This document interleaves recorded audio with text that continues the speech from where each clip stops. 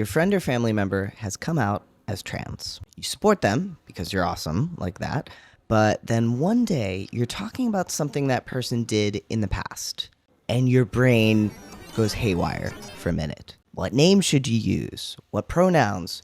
Should you talk about them with their current name, pronouns, and gender, or the ones they were using back then? Let's discuss.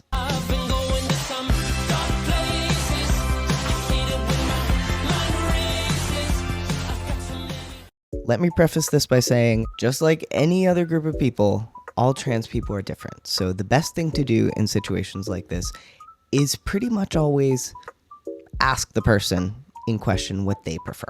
But if you're looking for a little general insight or, kind of a jumping off point when it comes to approaching this subject more sensitively, here are my thoughts. So the most important thing to remember is that even if you couldn't always see it, the trans person in your life has always been trans. They have always existed internally as the person they're showing now to the world externally. The only difference between now and then is that back then, their exterior did not match their interior. That's all transitioning is. It's helping our outsides better match our insides. And that's why I think a lot of trans people feel weird when someone refers to our past self as the gender we were assigned at birth, because for us, we never were that gender. For example, my mom recently asked me to look at something she had made that was geared toward a female audience.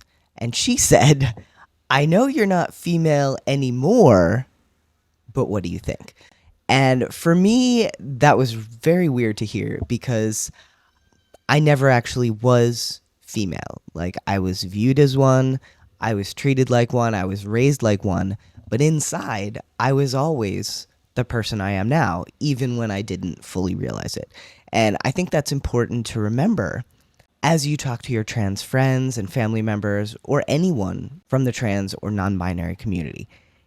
In your mind, you see a very distinct separation. They were one gender and now they are another. There's a really clear before and after. But for us, we have always been the people we are today. It just wasn't always outwardly visible.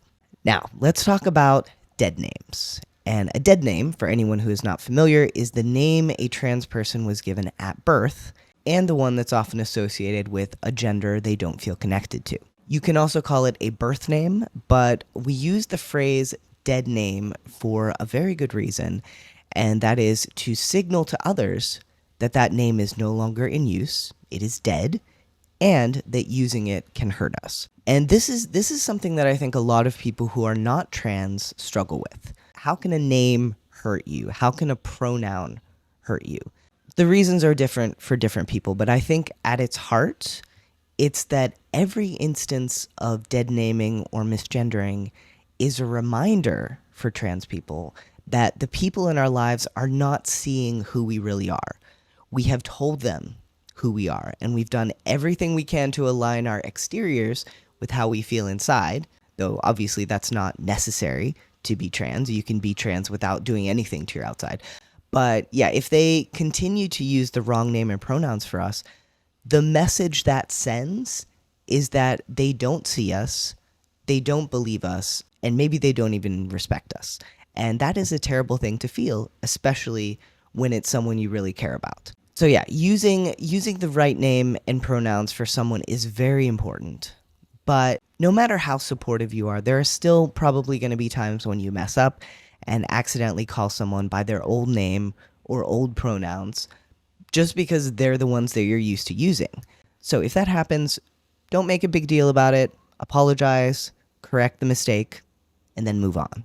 And I would say take every opportunity you can to practice using the right name and the right pronouns for that person. Make a conscious decision until your brain catches up and it becomes natural to you. But back to our original question of how do I refer to a trans person when I'm talking about their past self?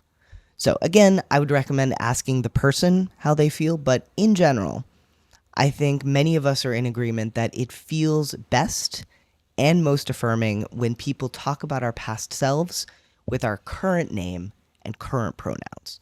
The person we are showing to you is the person we always were, And that means that even if you're looking at our baby picture or watching a home movie of us as an 8-year-old, we are still the same person.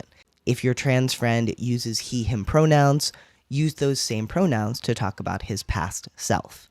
If your trans daughter has shared her true name with you and it is Sarah, use the name Sarah when you talk about things she did as a kid or 5 years ago or any time in her life. Now, I should say that the one exception to this is when the trans person in question isn't out yet, or when you're in a situation where naming and gendering them correctly could be unsafe. So if it's a safety issue or if the person is not out yet, 1000% talk to them first. Find out how they would like you to refer to them outside of kind of the safe bubble of your one-on-one conversations. And it can be tricky switching names and pronouns in different situations and with different people.